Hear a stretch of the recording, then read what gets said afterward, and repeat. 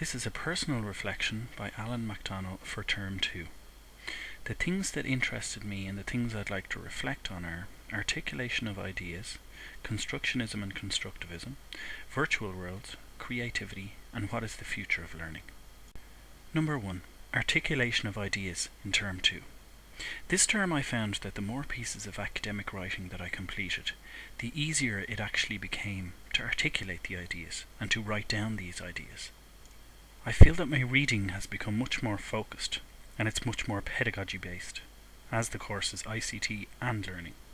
My ideas, I feel, have become much clearer and I find it easier to organise and build an argument. Number 2. Constructionism and constructivism, or Papert versus Piaget. With constructivism, effective learning occurs when learners make tangible objects and artifacts in the real world. With constructivism, we accommodate and we assimilate information and we construct knowledge. But this is all the abstract, it's all done in your head. The thing that I found most interesting is that sometimes I moved from one to the other in a kind of a continuous cycle to sort of try and solve a problem. Number 3. Virtual worlds. These are computer-based simulated environments where users can interact with each other and create objects. Typical examples include Second Life and OpenSim. Initially I didn't really like them because they just weren't really that interesting and there was never anybody there, was never anybody in this learning space, so it's quite lonely and there's nothing to do. However, after using them for a while, I could understand how to build and how to script, and I knew the full functionality of virtual worlds, so my opinion changed. I found that learning through a virtual world was highly engaging for me, and that the learning content really came to life for me. If I was studying something like the Sistine Chapel, for example, you could actually go and fly there and take a visit there.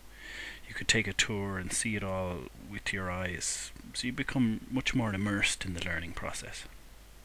Number 4. Creativity. While the education system produces a functioning and contributing member to society, I believe that the child's creativity is killed in schools.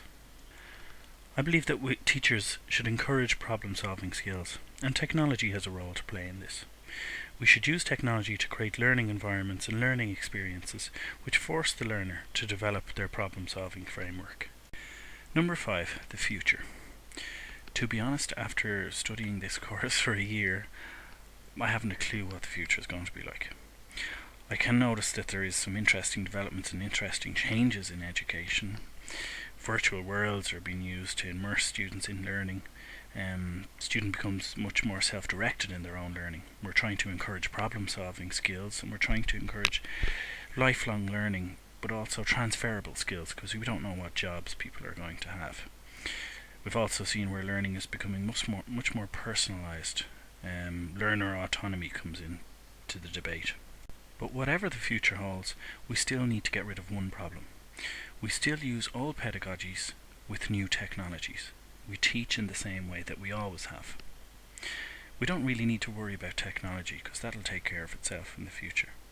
We need to focus on our teaching methods, and focus on teachers for future development.